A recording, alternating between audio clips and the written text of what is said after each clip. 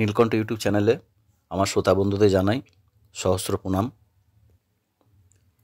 আর কিছুদিন পরই হবে পয়লা মাঘ, শ্রীকৃষ্ণ চৈতন্যদেবের এক গুরুত্বপূর্ণ দিন, যেটা হচ্ছে সন্ন্যাস গ্রহণের দিন। সেই দিন উপলক্ষে দেখুন কাটোয়া পানুহাটে রাধারানী আশ্রমে অনুষ্ঠিত হতে চলেছে 8 দিনব্যাপী অনুষ্ঠান। এই রাধারানী আশ্রমে আমি সকালে গিয়েছি, তার ভিতরকার অংশগুলো একটু দেখুন। এখন থেকে প্রস্তুতি চলছে, 8 দিনব্যাপী অনুষ্ঠান আজ থেকে শুরু হয়ে গেছে এবং সন্ধেবেলায় এই জায়গাতেই কীর্তন আসর বসবে। দুলাল চ্যাটার্জি মহাশয় আজকে উনি কীর্তন করবেন, তারই প্রস্তুতি চলছে। প্রচুর দর্শক আছেন এখানে সন্ধ্যাবেলায় আসার জন্য। চলুন আমরা একটু শুনে নিই ওনার কীর্তন।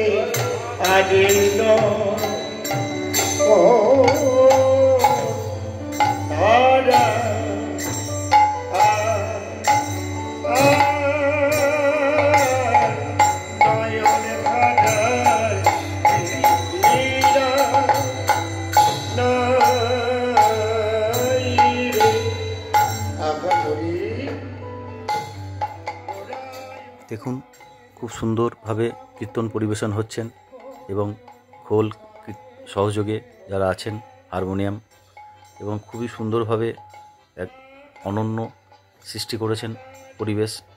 শ্রোতা বন্ধুরা যারা আছেন তারা মুগ্ধভাবে বিভোর হয়ে ভগবানের নাম শ্রবণ করছেন। ভগবানের নাম শ্রবণেই অনেক আমাদের পাপ হরণ হয়। ভগবানের নাম শ্রবণ করা উচিত। ভগবানের নাম শ্রবণ করলে আমাদের আত্মার মুক্তি হয়।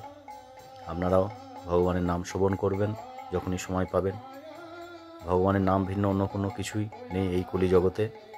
ভগবানের নামই একমাত্র হচ্ছে আমাদের পাথেয়। তো কারণ বা অকারণে যে কোনো সময়তেই আপনি যদি ভগবানের নাম কীর্তন শ্রবণ করতে পারেন বা কোনো জায়গাতে দেখতে পারেন, তো সেগুলো আপনাদের মঙ্গলই হবে, এটুকু আমি নিশ্চিত। এর দ্বারা অসীম কৃপা ভগবানের পাওয়া যায়। আপনারা সেই কৃপার অধিকারী হতে পারেন যদি একটু আপনারা সময় করে বা এরকম কোনো মঞ্চে যেখানে হচ্ছে সেখানে যদি আসেন, তো আপনাদের নিশ্চিত কল্যাণ হবেই হবে।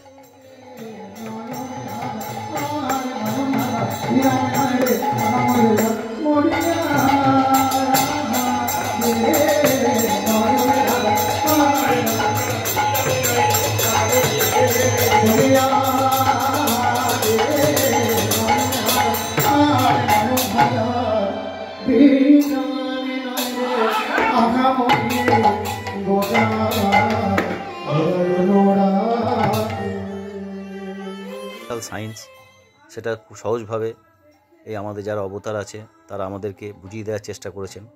আমাদের এই হিন্দু ধর্মে সূর্যোদয়, সূর্যাস্ত, মধ্যাহ্ন, অর্থাৎ কোনো একটা শুরু এবং কোনো একটা শেষ, এই মাঝখানের টাইমটাকে খুবই গুরুত্বপূর্ণভাবে ধরা হয়েছে। যেমন হচ্ছে নদী যেমন সাগরে পড়ে, তো সেই সাগরের মিলন, নদী আর সাগরের মিলনক্ষেত্র মোহনা, এটাও একটা গুরুত্বপূর্ণ জায়গা। তো এই জায়গা বা এই সময়গুলোকে খুবই উৎকৃষ্ট সময় বা দিক হিসাবে চিহ্নিত করা হয়েছে। যেমন শ্রীকৃষ্ণ চৈতন্যর ক্ষেত্রেও সেটা প্রযোজ্য। উনি সংসারী সাধারণ মানুষের থেকে উনি যখন সন্ন্যাস গ্রহণ করলেন, পুরো সংসার ত্যাগ করে তখন এই সাধারণ মানুষ এবং সন্ন্যাসীর হওয়ার এই মাঝখানে টাইমটা হচ্ছে পয়লা মাঘ। এই জন্য খুবই গুরুত্বপূর্ণ একটা দিন। এই দিনটিকে আমাদের সকলের স্মরণ করা উচিত। এই দিনটিতে উনি কী ত্যাগ করলেন, ওনার রূপ মাধুর্য সব কিছু ছেড়ে দিয়ে উনি সম্পূর্ণভাবে সংসার ত্যাগ করলেন।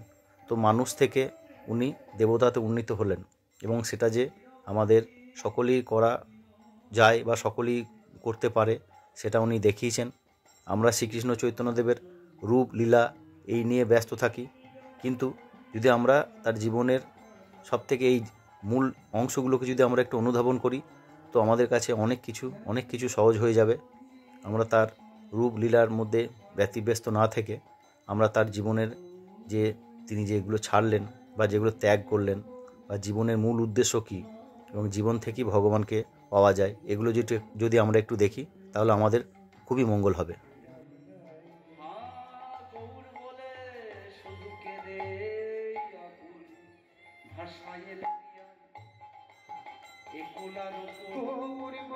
বৈষ্ণব ভাব আন্দোলনে এই রাধারানী আশ্রমটি একটি উল্লেখযোগ্য ভূমিকা কাটোয়ার মধ্যে গ্রহণ করে থাকে। এই আশ্রমে যারা আশ্রমিক বা এই আশ্রমের যারা ভক্তবৃন্দ আছে তারা খুবই সুশৃঙ্খলভাবে এরা অনেকগুলি পর্ব করে থাকেন। তার মধ্যে একটি হচ্ছে রথযাত্রা।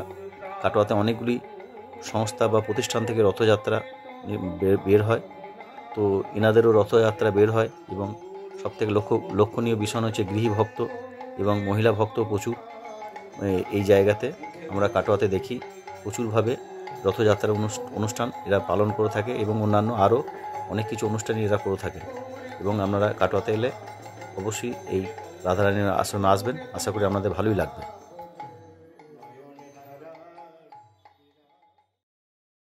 কাটোয়া মাধায়তলা আশ্রমের কাছেই এই রাধারানী আশ্রম, একটি বিখ্যাত জায়গা কাটোয়া মাধায়তলা। তো আপনারা এলে কাটোয়াতে এখানে অবশ্যই দর্শন করবেন। শ্রীকৃষ্ণ চৈতন্যদেব যেখানে দীক্ষা নিয়েছিলেন সেই গৌরঙ্গবাড়ির ভেতরের অংশ আপনারা কিছুটা দেখুন, চলুন দেখা যাক।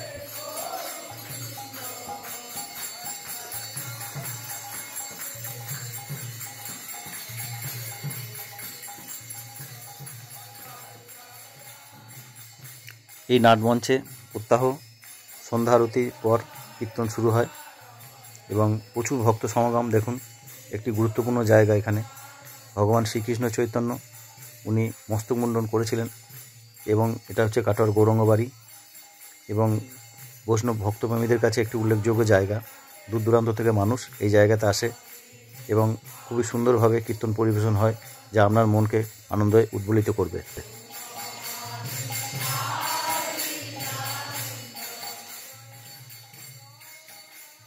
শ্রীকৃষ্ণ চৈতন্যদেবের মৃত্যুর পর কুলাই গ্রামের কংসারী ঘোষের বাড়িতে যে নিম কাঠ ছিল, সেই নিম কাঠ থেকে 3টি দারু বিগ্রহ তৈরি হয়। তার মধ্যে প্রথমটি নবদ্বীপে, দ্বিতীয়টি কাটোয়ায় এবং তৃতীয়টি কাটোয়ার পাশে শ্রীখণ্ডতে অবস্থিত আছে, এবং খুব ধুমধামের সহকারে নিত্য সেবা দিয়ে কিন্তু এই শ্রীকৃষ্ণ চৈতন্যদেবের এখানে পূজা আরতি করা হয়। সামনেই পয়লা মাঘ শ্রীকৃষ্ণ চৈতন্যদেবের সন্ন্যাস গ্রহণের দিন। তো তার জন্যই আজকে এই শুরু হয়ে যাবে উৎসব কিছুদিনের মধ্যেই। তো তারই মহড়া চলছে। আপনারা কাটোয়া এলে অবশ্যই এই গৌরঙ্গবাড়িতে আসবেন, একটি পবিত্রতম জায়গা।